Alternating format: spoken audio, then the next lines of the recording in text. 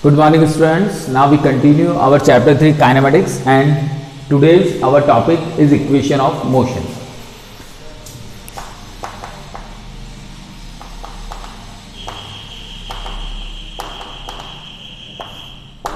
In our previous classes we studied about the equation of motion. There are three equations of motion which are used for evaluating the velocity, acceleration, distance and time and so on. These three equations are v equals to u plus at, s equals to ut plus half at square and v square equals to u square plus 2as.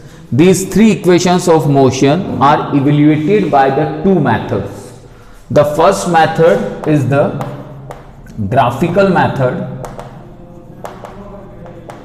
and the second method is the calculus method.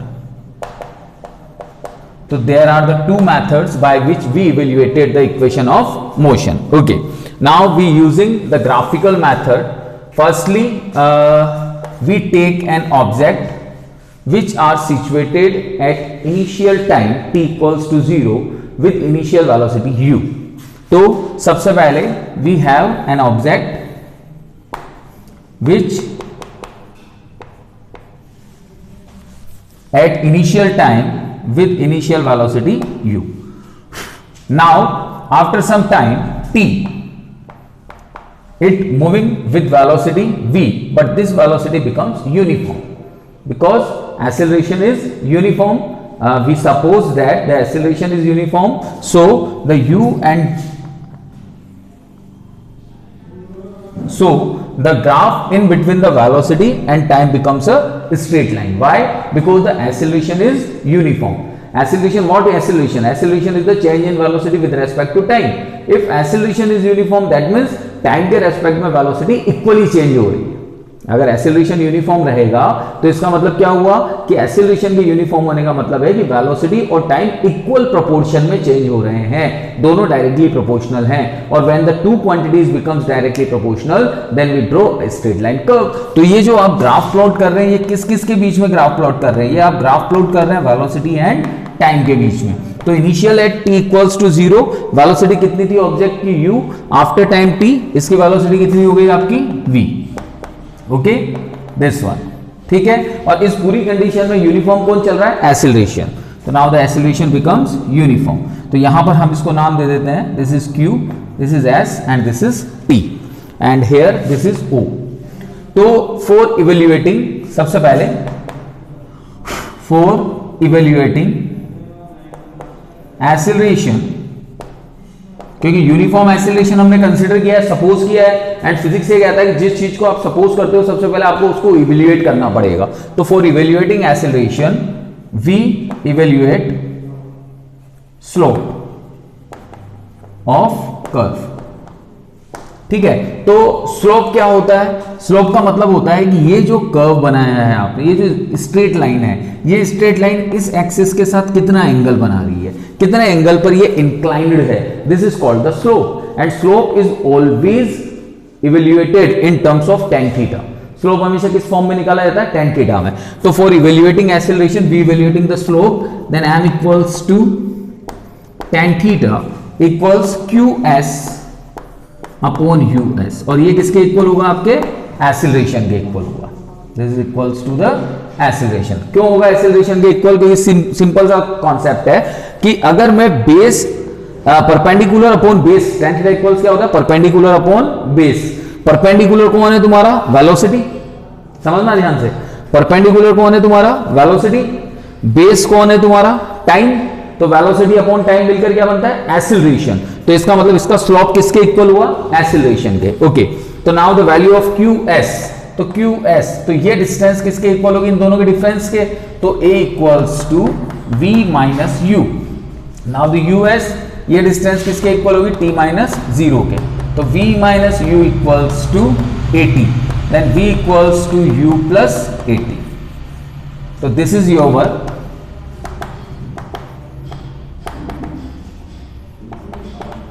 First equation of motion. तो ये आपकी क्या आ गई? First equation of motion.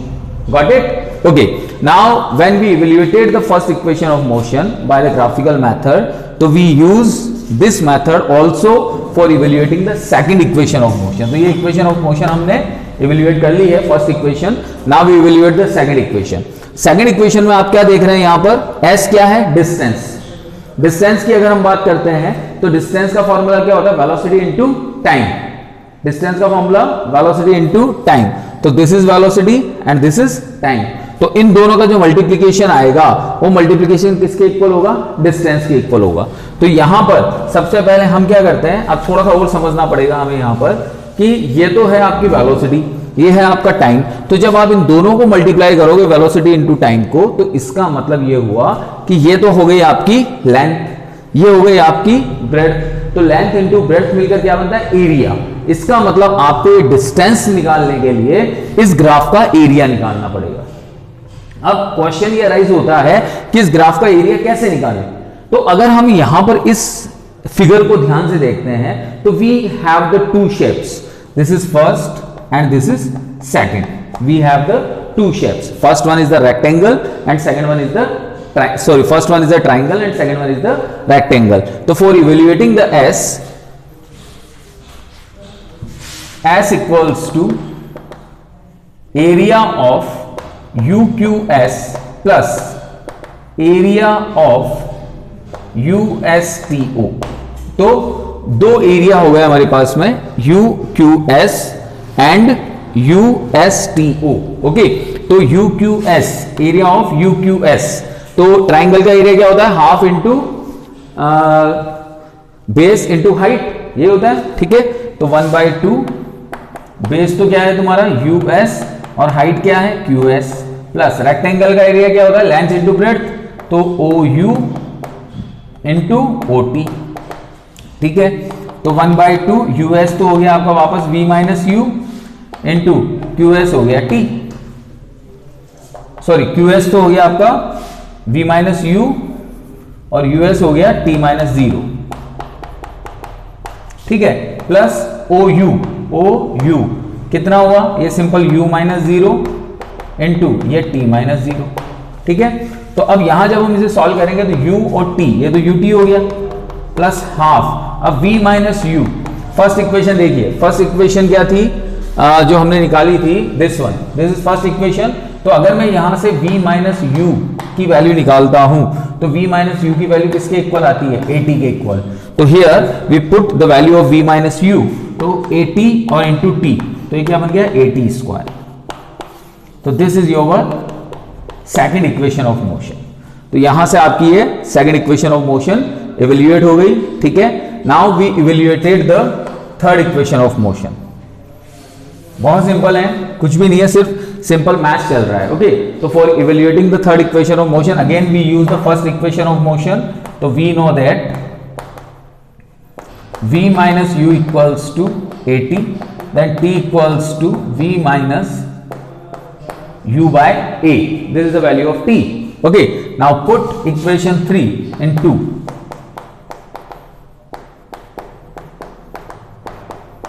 ठीक है, तो 2 में हम पुट करते हैं इसको. तो when we put this equation in 2, तो S equals to U, T की वैल्यू हो गई आपकी V minus U by A plus 1/2A V minus U by A का स्क्वायर. तो ये हो गया आपका U V minus U by A plus 1/2A V minus U का होल स्क्वायर, और A स्क्वायर से एक A कैंसिल हो जाएगा, दिस वन. ठीक है, तो यहां से हम क्या करते हैं, सबसे पहले एलसीएम लेते हैं 2A. तो ये मैंने एलसीएम ले लिया यहां से 2A, तो ये 2 टाइम है ना, तो ये हो गया आपका 2 या फिर हाँ चलिए चलते हैं ऐसे ही 2A. तो 2U को अंदर मल्टीप्लाई किया UV, फिर माइनस 2U स्क्वायर प्लस, अब इसका होल स्क्वायर ओपन करते हैं, V square minus U square minus 2UV. Okay, solve out करते हैं इसको. तो S इक्वल्स टू 2A को इधर भेज दो, तो 2AS equals to this term will be cancel out and U square and this one this is plus. okay, तो this one V square minus U square, क्योंकि यू स्क्वायर में से minus 2u square less होगा तो minus का u square आएगा, then v square equals to u square plus 2as. This is your third equation of motion. तो these three equations of motion we evaluated by the graphical method. तो इस method से हम आराम से easily तीनों equations of motion को evaluate कर सकते हैं. तो this is your first method, graphical method, by which we evaluated the equation of motion. Okay, now we use the second method. This is the calculus method. तो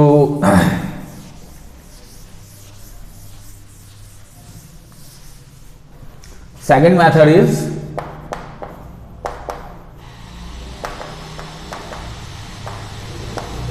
calculus method. Okay, तो in calculus method, calculus मतलब simple, हम integration method को काम में ले रहे हैं यहाँ पर.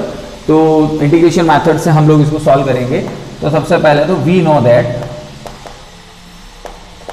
a equals to dv by dt, then dv equals to a dt.